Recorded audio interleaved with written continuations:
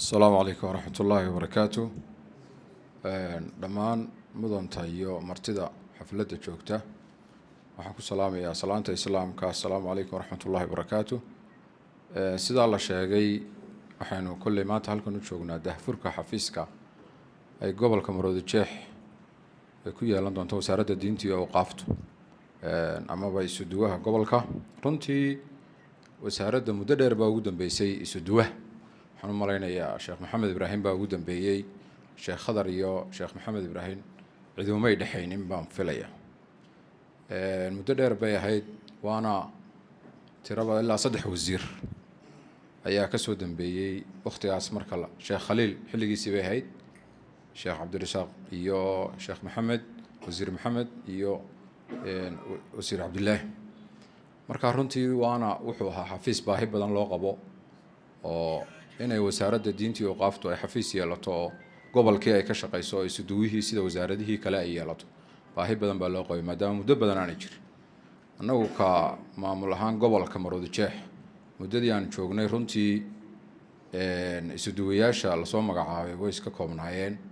Sheekh Khadar runtii muddada imika uu joogay firfircooni fara badan iyo dadaal badan iyo inuu yani himmatul caali ayaa ka muuqata. runtii annaga markii la soo magacaabay sheekh isuduwayaashu inta badan wasaaraduhu xafiisyo ku leeyihiin gobolka dhammaantood kuma laha laakiin qaybo ka mid ah maadaama ay iska kooban yihiin xafiisyada isuduwayaashu.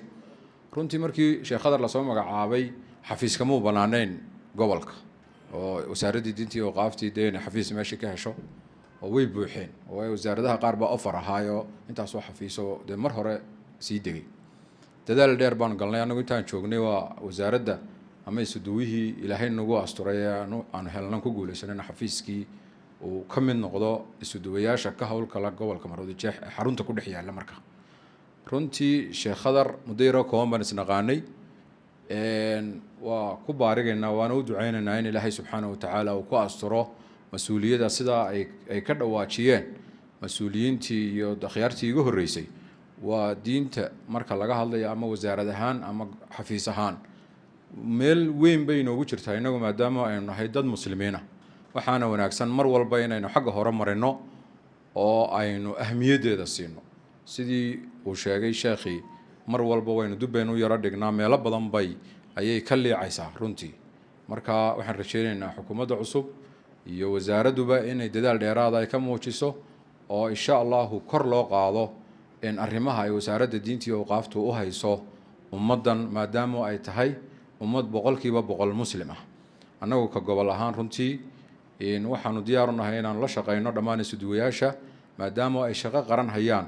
annaguna aanu xaruntii iyo maamulkii aan nahay xarunta gobolka inaan gaar ahaanna Sheekh Khadar maanta aynu joogno xafladiisa iyo daahfurka xafiiska inaan ku karab istaagno oo wax alla wixii annaga ka maamul ahaan naga aadan aanu garab istaagno Sheekh Khadar iyo dhammaan isuduwayaasha kaleba diyaar baan u nahay waana u duceynayaa sheekha jazaahullahu khayr.